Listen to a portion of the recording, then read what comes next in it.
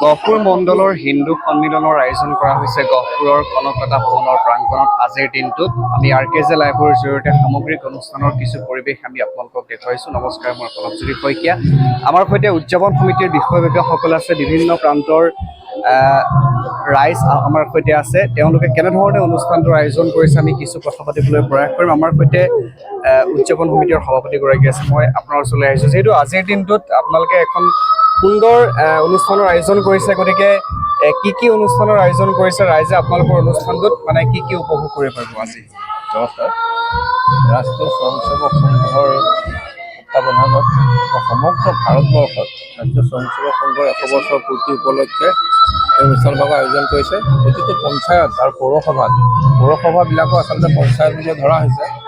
জানুৱাৰী আৰু ফেব্ৰুৱাৰীৰ ভিতৰত এখন হিন্দু সন্মিলন অনুষ্ঠিত কৰা প্ৰয়াস কৰিছে। এই সন্মিলনৰ মুখ্য উদ্দেশ্য হ'ল সমগ্ৰ হিন্দু সনাতনী সমাজক একত্ৰিত কৰি বৃহত্তৰ জাতি গঠন কৰা, আৰু আমাক ৰাষ্ট্ৰীয় স্বয়ংসেৱক সংঘই সভাপতি দায়িত্বভাগ, উদযাপন সমিতিৰ সভাপতি দায়িত্বভাগ মুখে অৰ্পণ কৰিছে। আৰু আমি যিমান পাৰোঁ সিমান খৰতকীয়াভাৱে আচলতে কৰিব লগা হৈছে খুব কম সময়ৰ ভিতৰত। আমাৰ আজি প্ৰথম কাৰ্যসূচী পতাকা উত্তোলন ইতিমধ্যে হৈ গ'ল, তাৰপিছতে আমাৰ বন্তি প্ৰজ্বলন, তাৰপিছতে গীতাপাঠ কাৰ্যসূচী সমাপন হ'ল। এতিয়া আপোনালোকে শুনিছে নিশ্চয়, বৰগীত প্ৰদৰ্শন চলি আছে। তাৰপিছতে আমাৰ বৌদ্ধিক কাৰ্যসূচী আৰম্ভ হ'ব। লগে লগে আমাৰ কৃষ্ণ নৃত্য, সত্ৰীয়া নৃত্য, আমি সাংস্কৃতিক কাৰ্যসূচী কেইবাভাগো ৰাখিছোঁ। ইয়াত আমাৰ বিশেষকৈ ৰাষ্ট্ৰীয় স্বয়ংসেৱক সংঘৰ ৰাজ্যিক সেৱিকা গৌতম ভাণ্ডাৰী ডাঙৰীয়ানী আমাৰ মাজত উপস্থিত আছে, তেখেতে নিশ্চয় ক'ব। লগতে আমাৰ উপস্থিত আছে আমাৰ যতীন মুদৈ ডাঙৰীয়া আৰু আমাৰ উপসভাপতি স্বপন দে ডাঙৰীয়া। সকলোৱে মিলি আমি অনুষ্ঠানভাগ অনুষ্ঠিত কৰিছোঁ। আমি নিশ্চয় আশা ৰাখিছোঁ, আমাৰ ৰাইজ আহি আছে, যথেষ্টখিনি ৰাইজ হৈছে, আমি নিশ্চয় সাফল্যমণ্ডিত হ'ম বুলি আমি আশা ৰাখিছোঁ। মই আপোনাৰ ওচৰলৈ আহিছোঁ। আজি যিটো অনুষ্ঠানৰ আয়োজন কৰিছে আপোনালোকে, গতিকে কিমানমান ৰাইজৰ সমাগম হৈছে বা অনুষ্ঠানটোক লৈ পেলাই ৰাইজৰ কাৰণে কি ক'ব বিচাৰিছে? আজি এই অনুষ্ঠানে আচলতে আমাৰ হিন্দুত্বক আমাক গৌৰৱান্বিত কৰিছে। আমি হিন্দু সন্মিলন হিচাপে এখন সন্মিলন আজি আমি পাবলৈ সক্ষম হৈছোঁ, আৰু ইয়াৰ উদ্যোক্তাসকল ইতিমধ্যে আপোনালোকে দেখিছে, ইয়াত যথেষ্ট সংখ্যক বিষয়ববী আছে। আমাৰ বিভিন্ন জেগাৰ পৰা আমাৰ এই অনুষ্ঠানৰ লগত জড়িত থকা ব্যক্তিসকল আহি আমাৰ মাজত উপস্থিত হৈছে, আৰু আমাৰ ইয়াত আমি এখন উদযাপন সমিতিও গঠন কৰি দিয়া হৈছে। সেই উদযাপন সমিতিখনে যথেষ্ট কষ্ট কৰি এই হিন্দু সন্মিলনখন পাতিবলৈ সক্ষম হৈছে, আৰু বিভিন্ন ধৰণৰ মানুহ আহি ইয়াত উপস্থিত হৈছে। ইতিমধ্যে আৰম্ভ হৈ গৈছে, বৰগীতেৰে আৰম্ভ, বিভিন্ন কাৰ্যসূচী আছে। আমি সকলোকে এই অনুষ্ঠানৰ প্ৰতি আদৰণি জনাইছোঁ, যাতে এই অনুষ্ঠানে আমাৰ হিন্দুসকলক আৰু একো ওপৰলৈ নি আমি হিন্দুত্বৰ যি গৰিমা, ইয়াক যাতে সদায় আমি জীয়াই ৰাখিব পাৰোঁ, তাৰ কাৰণে প্ৰত্যেকজন হিন্দু ব্যক্তিয়ে যে ইয়াৰ প্ৰতি আকৰ্ষণ হয়, তাৰ কাৰণে আমি আহ্বান জনাইছোঁ। আৰু এই অনুষ্ঠানৰ সকলো দিন যোৱা কাৰ্যসূচী যে সাফল্যমণ্ডিত হয়, তাৰ কাৰণে আমি ভগৱানৰ ওচৰত প্ৰাৰ্থনা জনাইছোঁ। বাইদেউ কি ক'ব বিচাৰিব অনুষ্ঠানটোক লৈ? ৰাষ্ট্ৰীয় স্বয়ংসেৱক সংঘৰ 100 বছৰ পূৰ্ণতাত প্ৰতিটো খণ্ডত হিন্দু সন্মিলনৰ আয়োজন কৰা হৈছে, আৰু এই হিন্দু সন্মিলনে সনাতনী হিন্দুসকলক একত্ৰিত কৰি বৰ্তমান ভাৰতবৰ্ষ আমি কেনেকৈ পুণ্যভূমি বিশ্বগুৰুৰ আসনত বহাব পাৰোঁ, ৰাষ্ট্ৰীয় স্বয়ংসেৱক সংঘৰ এইটো এটা বহু দিনৰ নিৰন্তৰতা আমাৰ চলি আছে। অখণ্ড ভাৰতৰ কল্পনাৰে ৰাষ্ট্ৰীয় স্বয়ংসেৱক সংঘ, সেৱিকা সমিতি, বিবিধ ক্ষেত্ৰৰ বিভিন্ন সংগঠনে এনেকৈ কাম কৰি আহিছে, আৰু এই হিন্দু সন্মিলন একত্ৰিতকৰণ যিটো আমাৰ সনাতনী হিন্দুসকলৰ, এই একত্ৰিতকৰণত আমাৰ খণ্ডই খণ্ডই আমাৰ সকলো হিন্দুসকলক জাগ্ৰত কৰা হৈছে। বাইদেউ কি ক'ব, ৰাইজক আপ্যায়নৰ কাৰণে আপোনালোকে কেনেধৰণে ব্যৱস্থা গ্ৰহণ কৰিছে? ৰাইজক আপ্যায়নৰ কাৰণে আপোনাৰ অতি সুন্দৰভাৱে ইয়াত ব্যৱস্থা কৰিছে আয়োজক মণ্ডলীয়ে।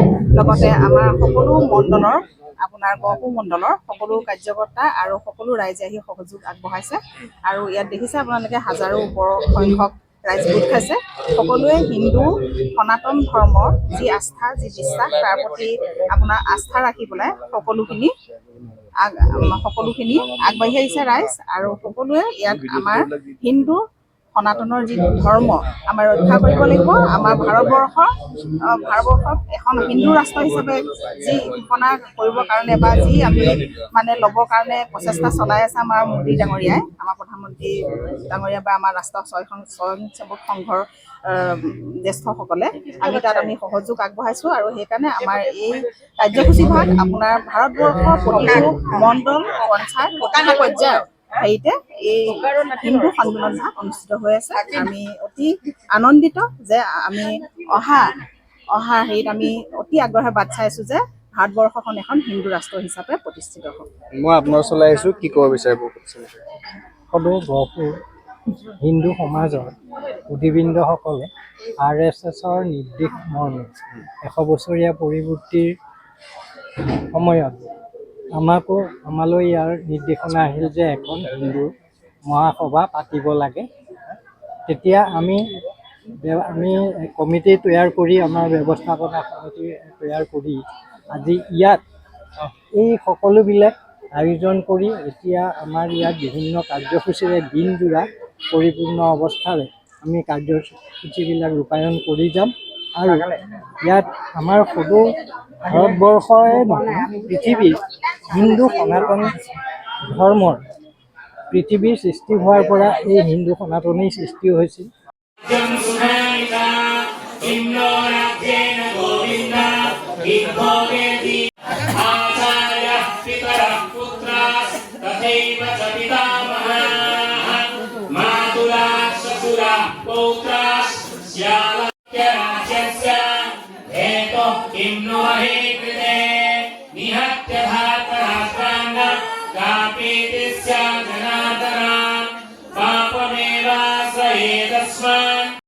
यद्यपेतेन पश्यन्ति लोभोपहतचेतसः कुलक्षयकृतं दोषं मित्रद्रोहे पश्यन्ति कुलधर्मा सनातनाः।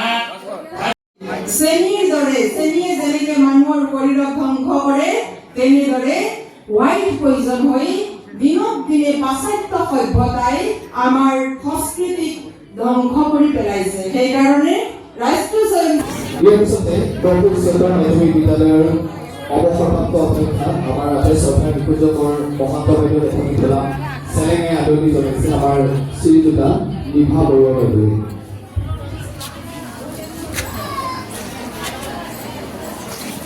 ইয়াৰ পিছতে পদু গোসাঁহাৰী দ্বাৰা এখনি প্ৰদান পদুগোস্বামীক এখনি চেলেঙে আদৰণি জনাইছে দুলুমণি বৰুৱা বাইদেৱে। মাননীয় নিৰু বৰা বাইদেউ এখনি চেলেঙে আদৰণি জনাইছে নিজৰা ভূঞাই। ইয়াৰ পিছতে জ্যোতি গগৈক এখনি চেলেঙে আদৰণি জনাইছে নিৰ্মালী ভট্ট বাইদেৱে।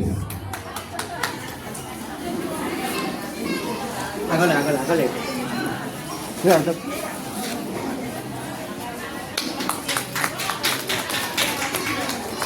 পিছতে মাজত আছে সিহঁতক আমি মঞ্চলৈ আনিবৰ বাবে উদযাপন সমিতি বিষয়ববীয়াক অনুৰোধ জনাইছোঁ।